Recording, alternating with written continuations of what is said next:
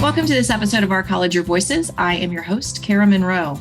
IvyAchieves is a new program rolling out in the fall 2021. And I love the mission that we have identified for IvyAchieves, which is that it is the college's promise to students. We are promising that when students commit to their goals here at Ivy Tech, we will support them throughout their journey.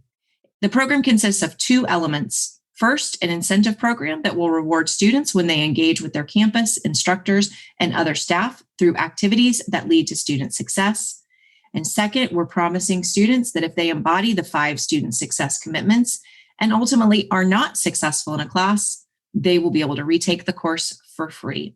And I am excited to have the two folks who are leading this work with us today to talk about it. Let's meet them. First up is Lesley Bradley, who is the Executive Director for IvyAchieves. Hi, Lesley. Hi, Kara. Glad to be here. Very excited. Tell us a little bit about you because you're relatively new to the college. So tell us a little bit about Lesley. Well, I came to Ivy Tech in January and super excited to be working on IvyAchieves. It's a great program. Before that, I was at IU, where I was coordinator for the Office for Women at the Columbus campus. So I have a history in higher ed. Really excited to be here at Ivy Tech right now. Excellent. Well, welcome to the show. I think this is your first time. Next up is Cory Clasemann. Hi, Cory. Hi, Kara. Good to see you again. Good to see you too. Tell us a little bit about what you do. Remind folks of that. Sure. I'm the Vice President for Student Success and Systems Office, and then working with Lesley on the IvyAchieves program. Excellent. So we've got a lot of questions today because this is a pretty new program. So I want to make sure we give folks a lot of information about it. So how did the IvyAchieves idea come about? It's crazy to think about. It was only a little over a year ago that we were talking about this, but it seems so much longer. I can still remember sitting back in 344 and NMC in the big fishbowl with everybody kind of brainstorming together. So this came about from the Lilly Endowment. They had a new grant opportunity out called Charting the Future, which is really to think about long-term success for graduates in Indiana, making sure that we are hitting our attainment goals, but also then making sure that they have long-term sustainability. And so we were really thinking of different ways that we could help achieve those outcomes. And they had a planning grant as part of it before leading up to this main grant. And Molly Chamberlain, who just works wonders with our data, ran some campus-wide reports. And there's a lot of data in there, but the group just kept coming back to things that we knew anyway, which is really about our students of color just not performing at the same rates as our white students, whether it's access and then once they get into Ivy Tech, not completing at the same rate as well. And another piece was when a team of us went down to Odessa College and saw some of the work that they were doing with incentives. That really started getting our wheels turning about how can we maybe combine those two to really think through how can we help engage students in the behaviors that we know will help them be successful, particularly for our students of color who may not have that same social capital and know exactly what all those things are that will help them be successful, since they're very likely to be the first in their family to go to college. 2020 just made everything seem like a much longer time ago. But I do remember all those meetings really well as we were coming up with this. So in the introduction, I gave a little bit of an overview of what the structure of the program is, but can you describe a little bit more about the IvyAchieves structure and how it will work? Sure. There's actually 2 facets to the program. The first, like you mentioned, was an incentive program. So for that, there are activities that we just know when students engage in them, they are more successful with their experience in college. Things like meeting with an academic advisor, getting your financial aid, the FAFSA completed before April 15th, because that makes them have the most availability for those funds, right? So those are things that we know lead them to be successful. So when students do activities like that, they will earn points. And then there will be a point tiered system where when you get to a certain level, there'll be an opportunity for you to choose from several different options for an incentive. So that's the real base of the incentive program. Details on that are still being worked out, but that's really the good big overview. The second part that you mentioned in the introduction is a free course retake. And for that, we're really focusing on students that are in their first 15 credit hours here at Ivy Tech. So haven't yet completed 15 credit hours. So really focusing on the new student experience. And we want those students to embody those 5 student success commitments. And we really feel like if students really are embodying that, they will be successful in those classes. But if they're doing all of those right things and they still just aren't able to get a C or higher in that class, something has happened on the institution side, and we have a responsibility to help that student. So they would then be allowed to have a retake of the course for free. And with that, they would also be provided a coach to help them during the second retake. Now, initially, when this rolls out in the fall, the free course retake will be available to students in 9 select programs. The goal is eventually to roll it out across the entire system. So that's really a big overview of them. Cory, you mentioned in the sort of overview of how the idea came about, the issue of equity. How do we think IvyAchieves addresses equity and achievement gaps? Yeah, I think it's in a couple of ways. With the free course retake, how we settled on those first 9 programs that we want to focus on is we looked at those programs that tended to have a higher proportion of students of color enrolled in them, but making sure that they still did have high labor market demand and paid at least a median wage as well. So we wanted to make sure that we were helping get those students into jobs that were going to pay well and that they'd have a good likelihood of finding a job. So that's why we started on those 9 programs. The other is just we want to help instill behaviors that we know students will help them to be successful. And so that's why with those activities and those incentives and the points that you can get, we really want to be as broad as possible because we know that everything we do can help lead students to be successful. At least we hope they do. That's why we want you to do them. And that's why we offer them. And so it's really, even if students don't know, it's kind of that educational piece that everything we do is about learning. It's not just in the classroom, but it's outside the classroom as well, and helping students learn that even if they don't know that this is a resource available to them or how it might help connect to their overall educational attainment and achievement, helping make that connection for them so that they know, okay, I'm not sure what to do this time, but next time that I'm faced with a similar situation, now I know where to go or who to ask, or just where I can go to find that resource that's available to me. You know, we've talked about this program so many times, but your description just then made me think that we're sort of demystifying the language of college and the process of college through IvyAchieves in a more meaningful way than we have before, maybe.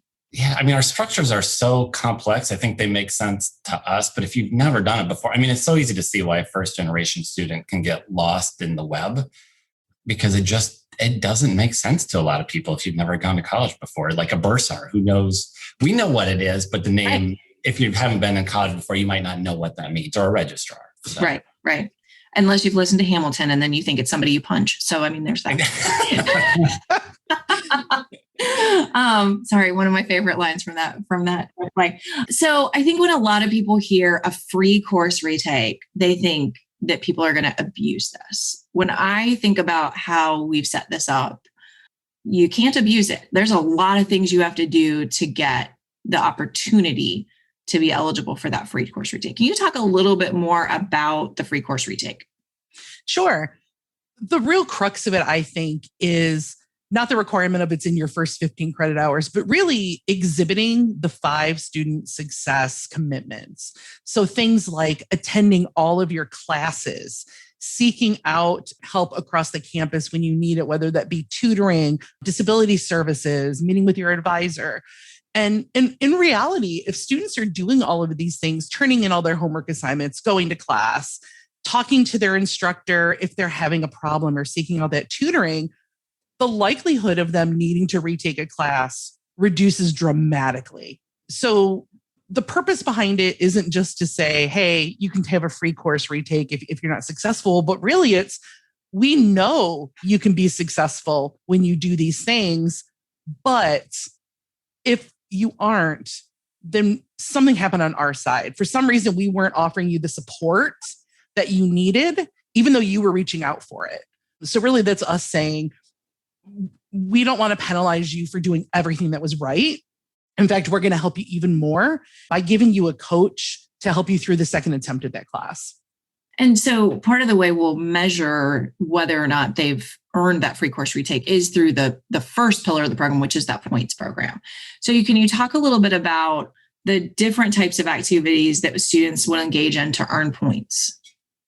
Well, I can speak pretty broadly because we are still trying to really define them with real specificity.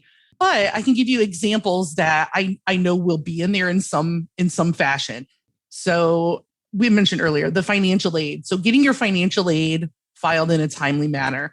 How does that lead to student success? Well, if you get it filed by April 15th of the year, you are eligible for the most financial aid, which means that can help you get scholarships, which is, of course, free money to college. And we know that sometimes finances can be a barrier to education. So something like that with financial aid, registering for courses early and not waiting until the first week of classes. Because we know if you register early, you're going to be better prepared when you step foot in that classroom or sit in front of your computer for the first time. Meeting with that academic advisor to really talk through, here's my plan. How am I going to get from here to my certificate, to my associate's degree, to whatever that goal is for that student? So those are some of the big overview. And then, of course, we know that a big part of student success also lies in student life, in being engaged with the campus.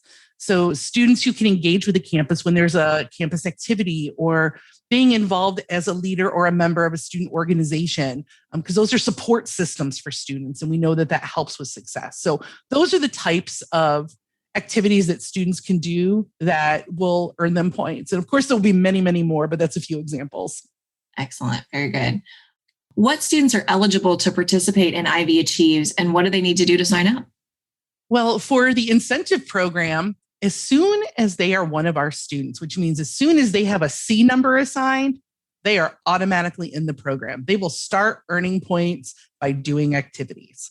So that's a real easy sign up. They earn it early. So even in the enrollment process for new students, by meeting with the advisor before they even set foot in a classroom, they're able to start earning points by doing those things that'll make them be successful when they do start. So that's when they're eligible. Again, we've talked a little bit about the free course retake, but that is for students in their first 15 credit hours they're taking here at Ivy Tech in those 9 different programs. Excellent. And we'll list the 9 programs in the show notes in case folks are wondering what those are. So I love incentive programs. Like, I'm all about it. I will do stupid things to earn like free coffee at Starbucks. So, and that's the kind of gamification of it. And I know how I track my Starbucks points and like my Peloton and all that sort of stuff. How are students going to track their progress with the incentive program? Well, we're currently working with our development team here at Ivy Tech for an application that students will be able to not only track their points, but see the activities in which they will earn points.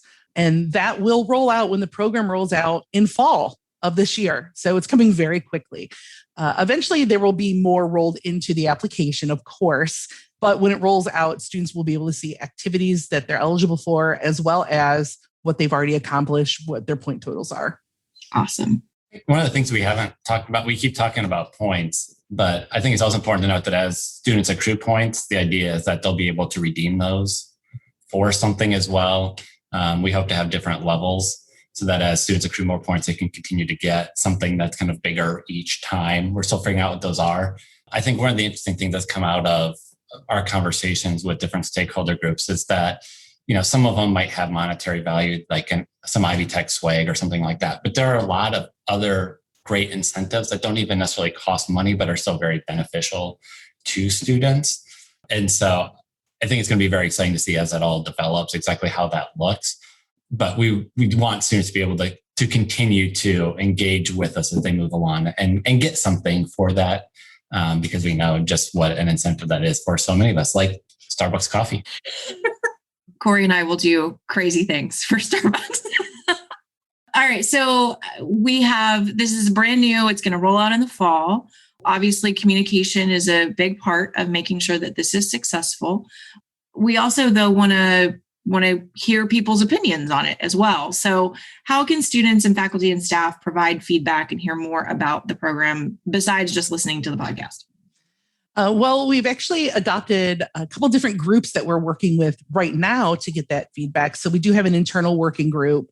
We've also asked the campus chancellors to identify campus champions for their campuses. There will be faculty and staff members who will not only be able to work and talk through some of this implementation, But then once the program's up and running, be able to offer support at the campuses and also be able to give the feedback back to me, back to the core group here that works on IvyAchieves. So we know how it's working on campuses. And the thing I'm kind of most proud of is we just finally set our student advisory council. I'm getting ready to schedule our first meeting with them. And we did a call out for students that were interested in working on this. And it was very important to make sure that we didn't just engage them after the fact. Like, it's already up and running. Give us your feedback now. But for me, I thought it was really important that we engage them while we're developing the program and make sure we're really listening to students' needs and listening to them on what has worked for them to be successful in school and making sure we're incorporating that so all students know that that's something that can make them successful. What really motivates them? What would be a great incentive because that's something that they could really use. So those are some of the ways they can be engaged. And of course, I've asked the students on the council to reach out on their campuses to other students. And right now they may be virtual while we're still living in our Zoom world. But eventually, when they're back on campus, to be able to have some time where they can really sit and talk to students about how it's going, what suggestions they might have. Again, since it is a new program, I will say it will be a work in progress for a little while, especially even after rollout. We'll be fine-tuning a lot of things. But it's really important that we'll be engaging with students the entire process and all along the way. So in addition to the student advisory group, there's also an external advisory council. Can you just tell us a little bit more about the role of both of those groups? Sure. The External Advisory Council, just like its name says, is made up of some external stakeholders and really a lot of their feedback, because some of them work in higher education. So getting some of that feedback on student success, student incentives. But I also think another great use is talking to them about workforce readiness for our students. Because not only do we want them to be successful while they're here at Ivy Tech, ultimately the goal is for them to be successful in the workforce. So really, I think that's going to be a big focus with our External Advisory Council, is really talking about what can we be encouraging students to do while they're here that will translate into them being successful out in the workforce. So if I am not selected as a campus champion, but I still want to be involved in the program, which I'm a good example of that. I still want to be involved. I'm not a campus champion. How else can I get involved? Well, my information, lbradley59 at ivytech.edu, which we can also put in the notes for this.